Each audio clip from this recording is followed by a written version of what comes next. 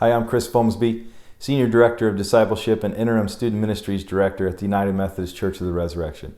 Welcome to Confirmation for parents and grandparents and guardians, and really anyone else investing in the life of a confirmation student.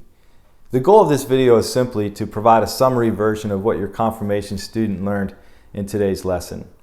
And in our last lesson, we learned that humans exercised their free will. They rebelled against God by choosing selfishness or their own way. This resulted in sin and caused what we might say is a separation between God and humans. Of course, that's the bad news. The good news is this, and the good news is that the story of God, the Bible, is one of revealing God's faithfulness to continuously reach out to human beings. And that's where a man named Abraham and his wife Sarah enter the story for today. Because out of a deep desire to be in a whole relationship with humanity or to fix the brokenness, God makes a covenant, a type of contract, or maybe better said, a promise with Abraham and his descendants, the Israelites.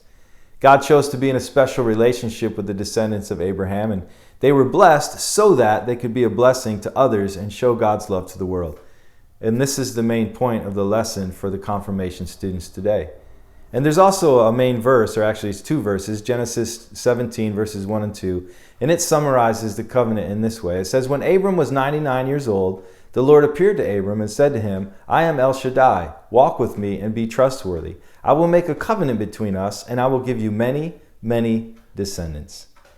Over the years, there were times that the Israelites lived up to their end of the covenant, so to speak, by walking rightly with God and showing God's love to the world. And at times, of course, being human, they didn't. And we know from the Bible that sometimes they used their blessing to oppress and hurt others and forget about God altogether. But later on, of course, through Jesus, there's a new covenant that opens up the relationship to all people, not just Israelites, not just Jewish nation, but everybody. And we're all able to become a part of God's chosen people.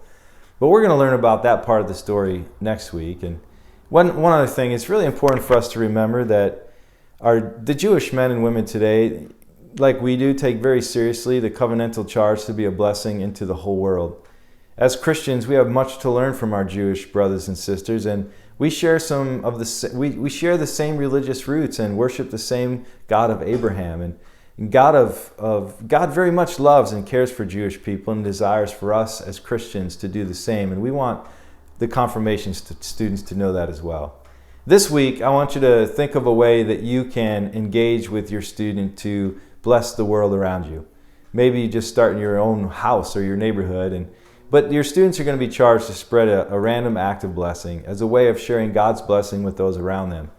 So do this together with them. Maybe you write a note to teachers or send a thank you to somebody or just put a meal on somebody's front porch, whatever it takes. Just find a simple, affordable, and impactful way to bless others around you.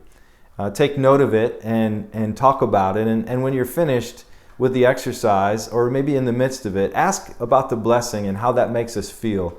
And ask how we might continue to be a blessing and share love for all those around us.